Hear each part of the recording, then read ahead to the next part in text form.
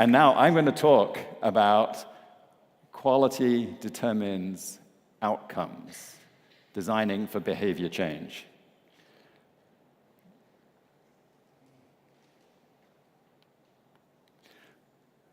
So today, we are living in this persistent white noise of transformation. And I think we heard from Hugh from South by Southwest these emerging themes of AI and autonomous vehicles, digital transformation, VR, AR. Everything is changing. And the reason why this is getting so much attention is not just because it is affecting each of our lives, but also because it is transforming businesses. So here's an example of design and disruption. On the left-hand side, we have Marriott hotel chain, one of the biggest hotel chains in the world. It's been around for not quite 100 years. Has thousands and thousands of rooms in hotels around the world that they own. It is structured, it is hardwired, it is optimized. Together, that hotel chain is worth about $30 billion. On the right, we have an alternative that did not exist about 10 years ago, called Airbnb. They don't own a single hotel room. They don't have any hard assets. It is a pure digital disruption. It's networked, it's dynamic, and it's emergent. And it's worth about $30 billion.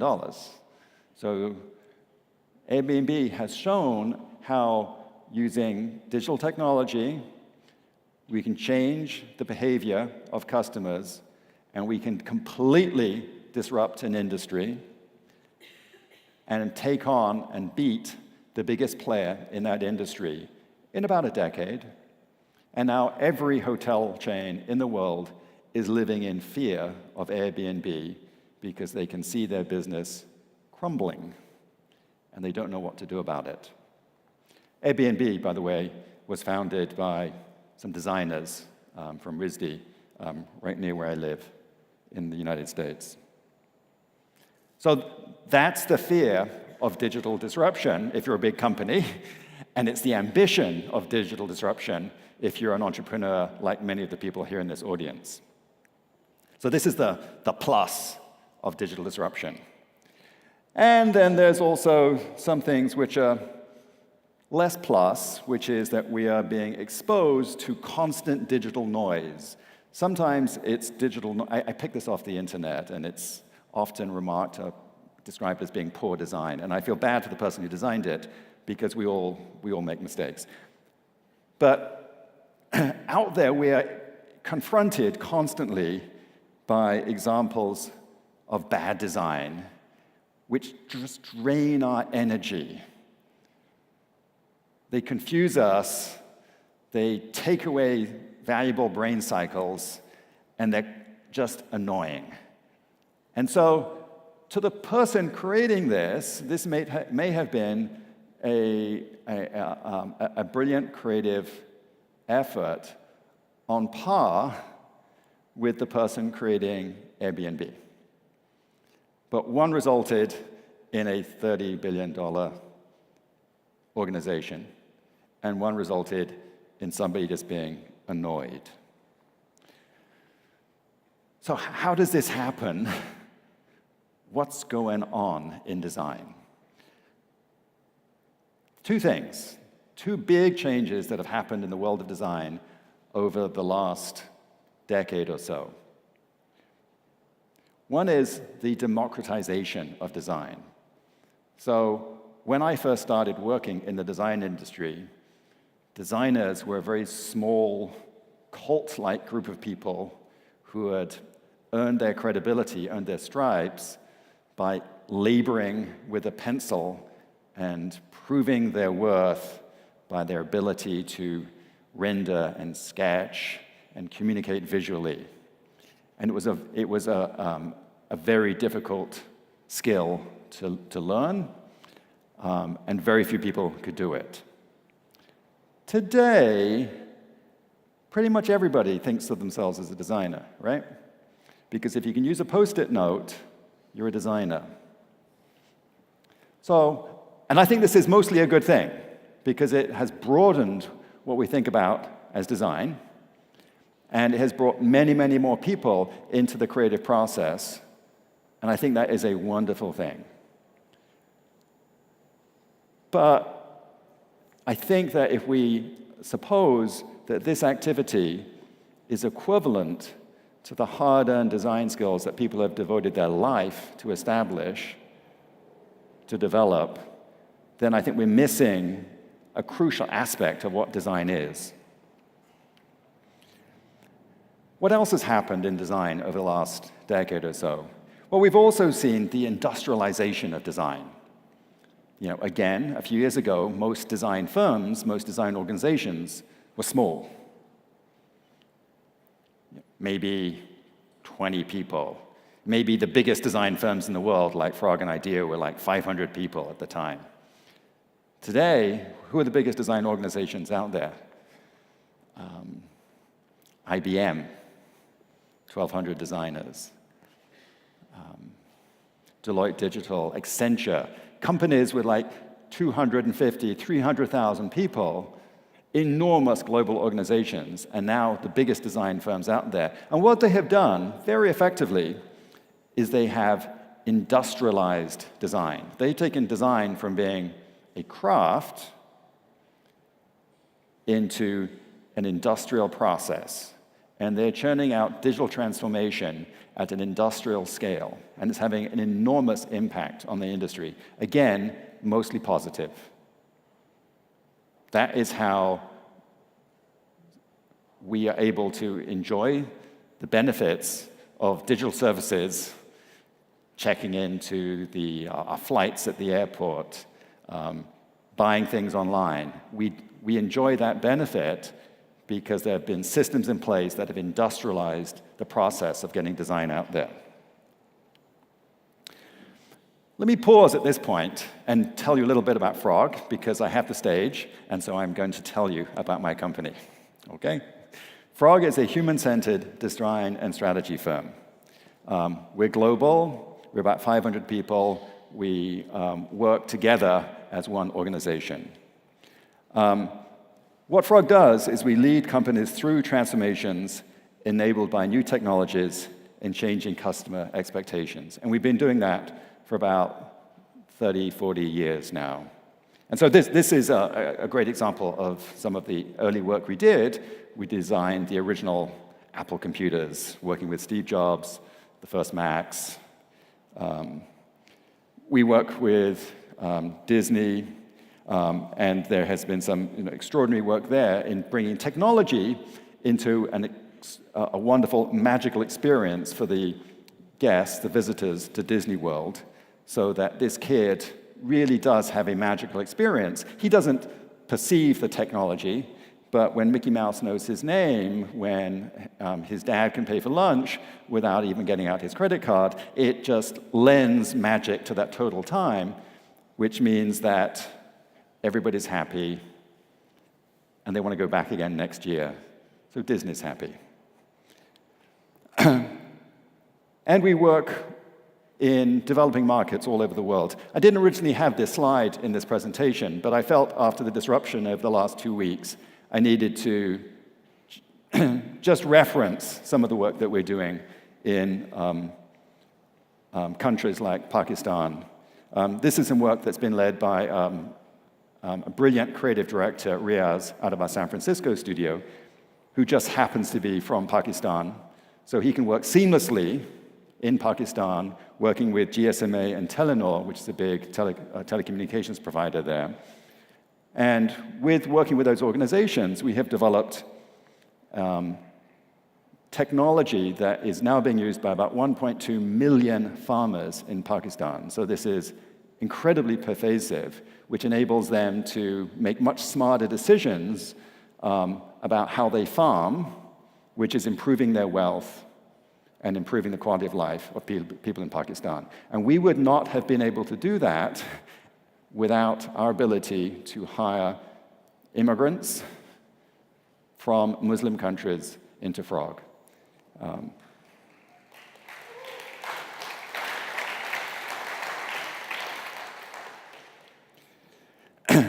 So what I've just described there through the experience of Frog is the transformation of design. We have gone from designing discrete physical products when we designed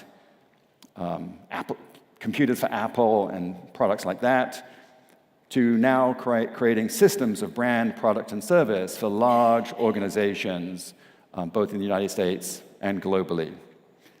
And also building capabilities within those organizations so that they can continue to develop them. Now, the reason why this business has grown and the reason why big companies have jumped into this space is because of this very simple equation. Good design improves your customer's experience. Therefore, they begin to change their behavior, and that drives growth of the business. That's the connection between design and business. Design makes experience better, changes behavior, grows the business. That is why we're in business. That is why so many large companies have jumped in to compete into this space. And that is why people here are fascinated and enjoying participating in design, because there is a connection between creation and revenue, which is very powerful and is only just beginning to become clear in the business world. However, it is really, really difficult to do. And this is the challenge to the democratization of design. Just because you are trying to design doesn't necessarily mean you've really improved the customer's experience. It doesn't mean that you really are going to be able to change customers' behavior and that you really will be able to drive business growth. It's very easy in design to get it wrong. And I showed an example at the beginning of how that happens. You can get it wrong because you're not a good designer. You get it wrong because you're working in a context that just doesn't support good design. When people look at the sort of icons of great design, like Apple's extraordinary phones, or a BMW, what you see is that quality matters. The reason these products are successful is not because they're designed, everything today is designed. The reason they're successful is because they're designed well. And that is where the challenge arises, because it's very difficult to design something well. This is one of my favorite quotes from Chris Bangle, who was chief of design at BMW at the time that that car I just showed was being designed. And he talks about 3 stages in his work around helping an organization understand design. First, understanding. And that's very much a kind of a rational process, trying to understand what the design intent is. Second, believe that it is the right design. And the third stage, and this is what caught my attention, is seeing. Because until you can see the design, you can't get the details right, and you can't ensure the quality of the final outcome. And this is where the years of training of a designer come into play. Because many of us can understand a design. Many of us can believe in the design. But there are very few people who can really see the quality in that design. That takes years of training, years of perfecting your art to really be able to see. And if you can't see, then you cannot ensure quality. So let's look at all the ways that it can go wrong. And I I went to my company, Frog, and I said, give me a list of all the ways that things have gone wrong in your experience. I got a very long list, so I tried to abbreviate it for this presentation. A big group of ways that things can go wrong is around the customer, the consumer, is missing from the design process. That can happen because there's insufficient design research, because we're culturally blind, or the designer's ego can get in the way. I think generally in most design processes, we figured this one out. Second big cluster of problems is that we confuse the dependent and the independent variables. What do I mean here? It's very easy to, in a large organization, to think that design is something that is applied to the technology, or design is something that makes my processes work better. That is not how it works. Technology exists to serve the purpose of design. Your business process exists to serve the process of the customer experience. That is the right dependency. And what we see time and time again is where large organizations get confused about that, and they don't want to change their process, they don't want to change their technology, they want to dress it up, and ultimately that fails. The third bucket is where you're just resource-starved. So the team does not have enough time, the design team doesn't have enough experience to handle the complexity of what they're doing, or the design team just gets burned out and loses passion. So these are other issues. I could go on. There are many, many ways in which a design can not achieve the quality that you're looking for, not drive the right customer behavior, and not grow the business. I'm now going to end with just a quick example. And again, I felt moved to talk about an example of work that we're doing right now, we completed last year in Saudi Arabia. Saudi Arabia, as you know, is a very closed society. There are a lot of religious rules there. But we've been working with a new company. We helped establish a new company there called Huawei, which is a spin-off from Saudi Telecom, which is the largest telecommunications provider there.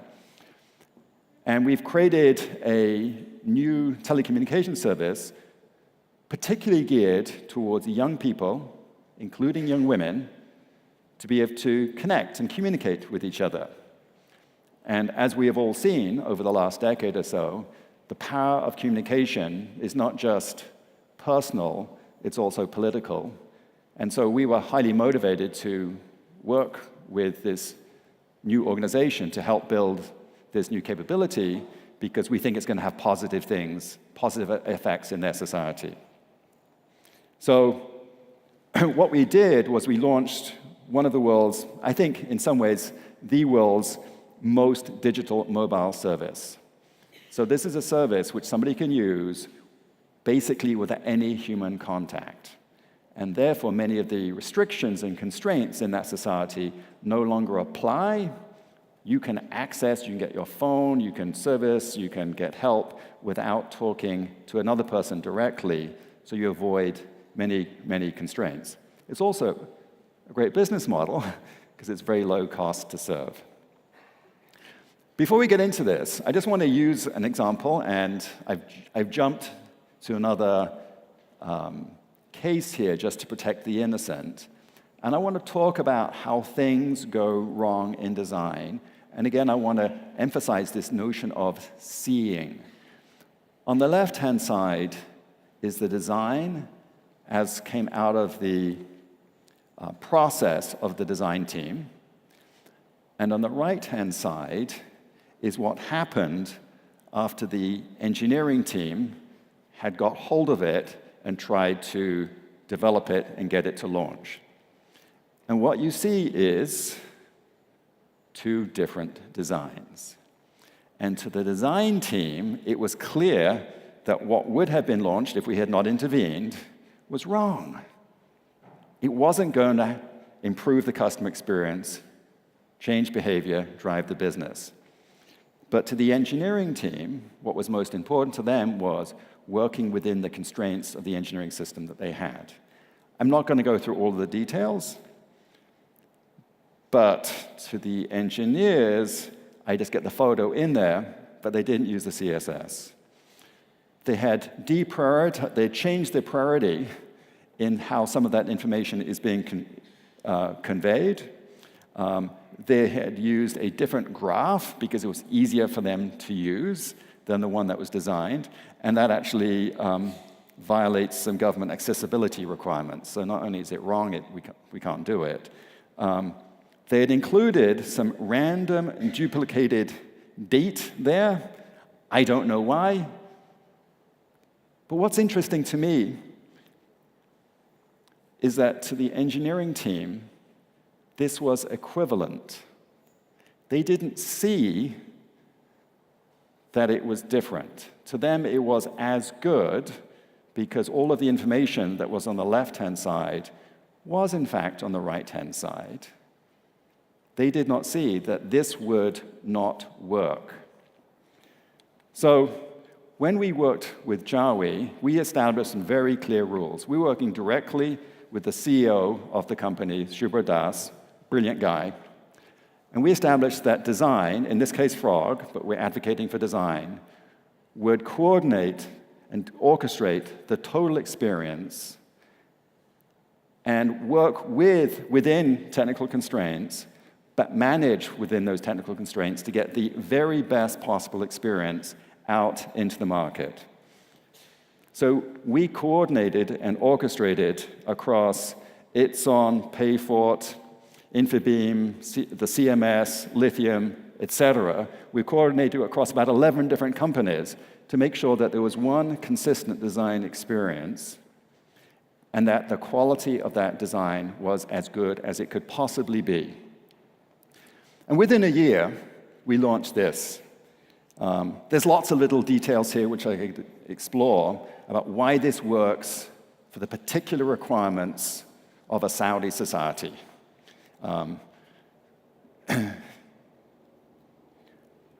There's a little avatar, okay? Why do we use an avatar?